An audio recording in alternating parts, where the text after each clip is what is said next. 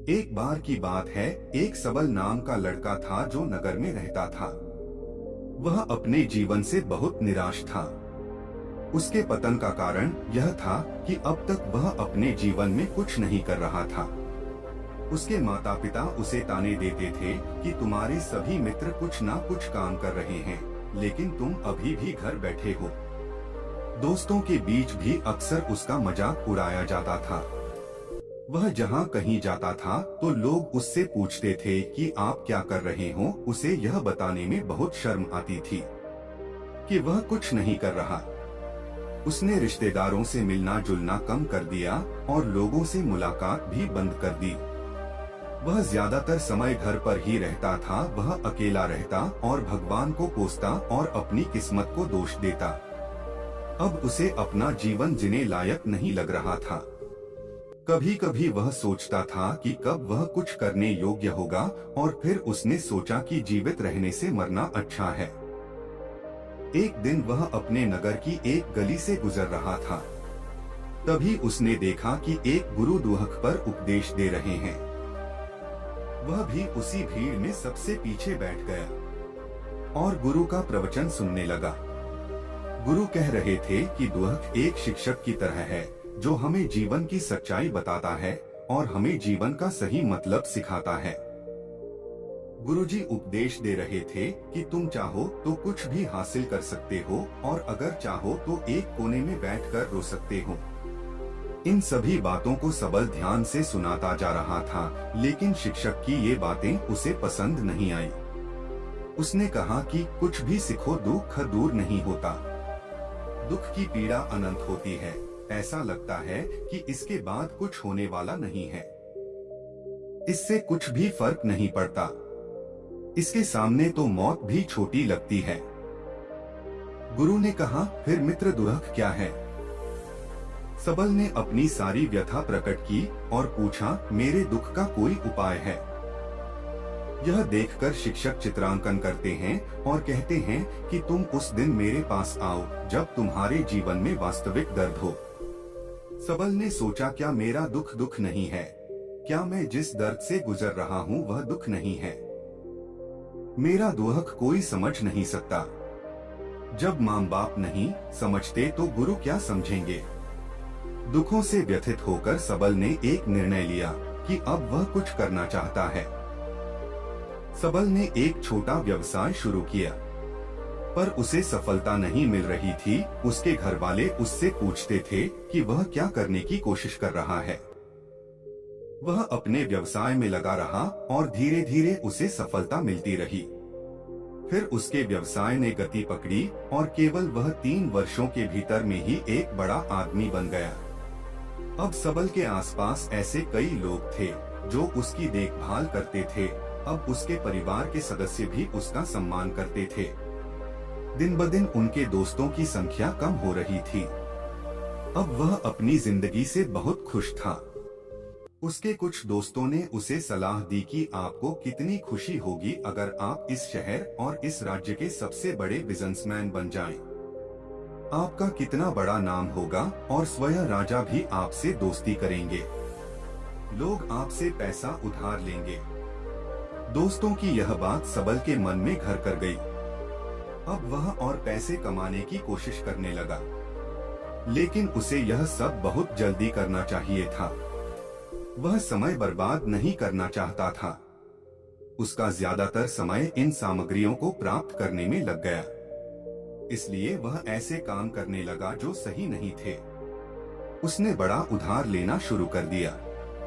उसने अन्य बिजनेसमैन के खिलाफ भी साजिश रची और उन्हें डराया धमकाया। वह इन्वेस्टमेंट से बहुत पैसा कमा रहा था। अब उसके जीवन में पहले जितना चैन नहीं था। उनके मन की शांति गायब हो गई थी और वह रात को सो नहीं पाता था। उसे किसी भी चीज में सुख नहीं मिल रहा था। एक दिन सबल अपनी गाड़ी में बैठकर जा रहा था। तभी रास्ते में उसे वह गुरु मिले। वह रुका और गुरु के पास गया और बोला, संत, आपने मुझे अपने पास आने के लिए कहा था जब मेरे जीवन में सच्चा दुख हो। अब मुझे बहुत दुख हो रहा है। मेरी नींद हराम हो गई है। मुझे कहीं भी शांति नहीं मिल रही है। इस प्रकार सबल ने अपनी सारी बातें गुरु को बताई। गुरु ने कहा कि सिर्फ चिंता करने से कुछ नहीं होता। जब भी आपको लगता है कि आपका लक्ष्य हासिल नहीं हो पा रहा है, राह में मुश्किलें आ रही है, मन भी निराश क्यों नहीं हो, कितना भी समय लगता हो, अपने आप पर विश्वास करें। मैं जो भी कर रहा हूँ इसमें सफल होकर मानूंगा। खुद पर ध्यान दो, लोगों पर नहीं। लोग केवल सफल लोगों का सम्मान करते हैं। यह सबने सुना है। गुरु बोले, तुम्हारे जीवन में असली दुख आए तब मेरे पास आओ, मैं उसे ठीक करूंगा। सबल ने जाते समय साधु को सोने के सिक्कों से भरा एक घड़ा दिखाया। गुरु ने कहा, इस घड़े को गड्ढा खोदकर उस पेड़ के नीचे दबा दो। सबल ने घड़े को पेड़ के नीचे दबा दिया। जैसा कि गुरु ने बताया था, अब से कुछ दिनों तक व्यापार ठीक चल रहा था, लेकिन व्यापार में गलत तरीकों को अपनाने के कारण उसे व्यापार में घाटा लगा। उसकी सारी रहीसी धीरे धीरे खत्म हो गई और एक दिन ऐसा भी आया जब उसके पास कुछ भी नहीं बचा था और कर्ज के बोझ ने उसे घेर लिया था, लेकिन वह निश्चिंत था, क्योंकि उसने अपना सारा कर्ज अपने दोस्तों से लिया था। उसने सोचा था कि उसके दोस्त बुरे समय पर उनके साथ रहेंगे, लेकिन ऐसा कुछ नहीं हुआ। जैसे ही सबल का बुरा समय आया, उसके सारे दोस्त पहले उससे सारा कर्ज लेना चाहते थे और उसे कहा अगर उसने कर्ज नहीं लौटाया तो उसे जान से मार देने की धमकी दी और उसके सभी शुभचिंतक और प्रियजन उससे दूर हो गए। उसके दोस्त जो उसके साथ मौजमस्ती करते थे, अब वह दूर भाग रहे थे। उसकी सारी प्रॉपर्टी नीलाम कर दी गई और उनके पास कुछ भी नहीं बचा। जब उसने अपने पिता से मदद मांगी तो पिता ने कहा कि मेरे पास थोड़ी सी संपत्ति है, मैं माँ को क्या दिखाऊं अगर मैं कागज दे दूं। यह संपत्ति हमारा अंतिम उपाय है। सबल के मन में गहरा दुख छा गया। उसके आसपास कोई नहीं था जो उसके दुख को समझ सके, वह अंदर से टूट गया था। उसने कहा कि अब मेरे जीने का मतलब क्या है, अब मरना ही मेरा सहारा है। वह आत्महत्या करने के लिए पहाड़ी पर जा रहा था, तब उसे याद आया कि उस गुरु ने उससे कहा था, मेरे पास आओ जब जीवन में असली दुख हो। सबल गुरु के पास गया और अपनी सारी व्यथा बताई। उसने कहा, हे गुरु, मेरे जीवन में भारी दुख दर्द है। गुरु ने कहा है, जब जीवन में असली दुख हो तब मेरे पास आ जाना, मैं इसे जरूर ठीक कर दूंगा। सबल ने कहा कि ये क्या हो रहा है, मेरी जिंदगी में अभी दुख नहीं है, तो आखिर असली दुख क्या है? गुरुजी ने सबसे पहले कहा था कि सबसे पहले तुमने मुझे बताया था कि तुमने अपने दुखों से क्या सीख ली है। लोग अच्छे समय में ही हमारे साथ रहेंगे, बाकी समय में हमें छोड़ देंगे। उन लोगों पर ही भरोसा रखो जो लोग हमारे साथ बहुत कम रहते हैं, लेकिन ऐसे लोग बहुत कम होते हैं, उनका अपमान नहीं किया जाना चाहिए। कभी भी किसी के खिलाफ साजिश नहीं करनी चाहिए। अपना काम ईमानदारी और धैर्य से करना चाहिए और कभी लालची नहीं बनना चाहिए। अपने सारे दुख दर्द और अनुभव बयां करने के बाद सबल गुरुजी के दर्शन के बाद उनके पास बैठ गया। कुछ देर बाद गुरु ने पेड़ के नीचे एक गड्ढा खोदा और घड़ा निकाला जो सोने के सिक्कों से भरा हुआ था। गुरु ने सबल को घड़ा दे दिया और कहा कि मेरे पास आओ जब जीवन में वास्तविक दुख हो। सबल ने अपने शिक्षक को धन्यवाद दिया और उनसे प्रार्थना करके चला गया। उस पैसे से उसने एक छोटा सा व्यवसाय शुरू किया। अब वह छोटे व्यवसाय में भी खुश था। उसकी पूरी लगन और विश्वसनीयता से व्यवसाय जल्द ही खड़ा हो गया। वह एक बड़ा व्यापारी बन गया। उसका जीवन फिर सुख सुविधाओं से भर गया था। लेकिन कोई भी अच्छा क्यों न हो, लेकिन जीवन में दुख आता है। इसके बाद सबल के जीवन में भी दुख आता है। उसके माता पिता की मृत्यु के रूप में वे दोनों एक ही दिन मर गए। सबल अपने माता पिता से बहुत प्यार करता था, इसलिए उनके निधन से उसे गहरा सदमा लगा।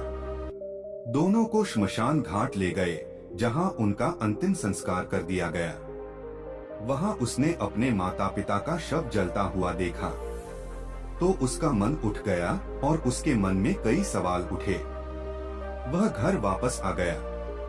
उसने अपने माता पिता के घर और संपत्ति को बेचने के लिए अपने पिता के साथ हमेशा के लिए झगड़ा किया। जो छूटा हुआ है उसकी देखभाल की मांग की। एक दिन पहले तक उसके पिता ने अपनी संपत्ति के लिए किसी के साथ कुछ नहीं किया था। ऐसा महसूस हो रहा था। उसे लगा कि कुछ भी समझ में नहीं आ रहा है। इसलिए वह गुरु के पास गया। उसे देखकर गुरुजी ने कहा कि जीवन में कोई दुख नहीं है। सबल ने कहा, वैसे तो जीवन में कोई दुख नहीं है, सब कुछ अच्छा चल रहा है, लेकिन आज मेरे माता पिता का देहांत हो गया है। मैं इस घटना से बेहद दुखी हूँ और परेशान हूँ। गुरुजी ने कहा, इसमें दुखी होने की क्या बात है? एक दिन सभी को मरना है, कोई न कभी रहा है और न कभी रहेगा। एक दिन तुम्हें भी मरना है, शायद तुम कल ही मर सकते हो या तुम आज भी मर सकते हो। सबल ने कहा, क्या कह रहे हो गुरुजी, मैं भी मरा हुआ हूँ लेकिन मैं अभी जवान हूँ। गुरु ने कहा कि सब जी रहे हैं केवल भ्रम में। जवान और बच्चे भी मर जाते हैं। मौत का उम्र से कोई लेना देना नहीं है। यह सभी को प्रभावित करता है। गुरुजी की ये बातें सबल के मन में घर कर गईं। सबल ने सोचा, वह दुनिया में क्यों आया है? जीवन का लक्ष्य केवल नशा करना और मरना, ऐसे कई सवाल हैं जो उसके दिमाग में लगातार उठते रहते हैं। लेकिन उसे किसी भी सवाल का जवाब नहीं मिल रहा था और उसका दुख दिन ब दिन बढ़ता ही जा रहा था। इसलिए कुछ दिन बाद वह फिर से गुरुजी के पास पहुंचा और बोला, हे स्वामी, मैं बहुत दुखी हूँ क्योंकि मुझे यह नहीं पता चल रहा है कि मैं कौन हूँ और मैं इस दुनिया में क्यों आया हूँ। यह सुनकर गुरुजी मुस्कुराए और बोले, आज आपके जीवन में पहली बार सच्चा दुख उत्पन्न हुआ है। ये असल में दुख कहलवाने के लिए है। हम नहीं जानते कि हम कौन हैं, हम क्यों आए हैं, क्या करें, कैसे करना है। सबल ने अपने गुरु से कहा कि मेरी अशुभता दूर करो। गुरु ने कहा कि हम सब इंसान हैं, जीवन भर संग्रह करते हैं। सबल ने कहा कि सभी मनुष्य जीवन भर धन, सम्मान, परिवार, प्रतिष्ठा, मित्र, शत्रु आदि जमा करते हैं। गुरु ने पूछा, क्या हम किसी भी इंसान के साथ अपने साथ कुछ भी नहीं ले जा सकते? यहाँ से कोई भी कुछ लेकर नहीं गए, सब कुछ धन, संपत्ति, वैभव, सब कुछ यहाँ पर छोड़ गए।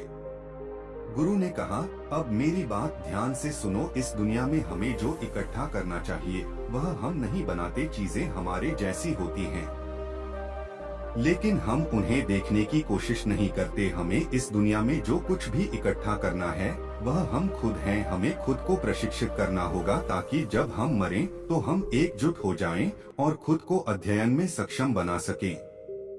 हम अंदर बंटे हुए हैं। हम प्यार, तिरस्कार, क्रोध, तिरस्कार में बंटे हुए हैं। मान, धन, स्थिति, प्रतिष्ठा, सम्मान, पहचान, धर्म, जाति, सैकड़ों हजारों ऐसे अनाचार और तिरस्कार में हम बंटे हुए हैं और आदर्श में जीवन जी रहे हैं। इस विभाजन के कारण हमारी अपनी शक्ति कभी भी एक नहीं हो सकती है।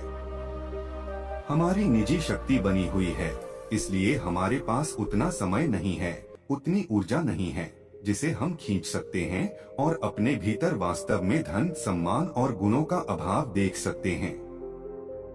लोग इसे दुख कहते हैं और जीवन भर के लिए जो दुख कहकर वास्तविक होते हैं। धन्यवाद दोस्तों।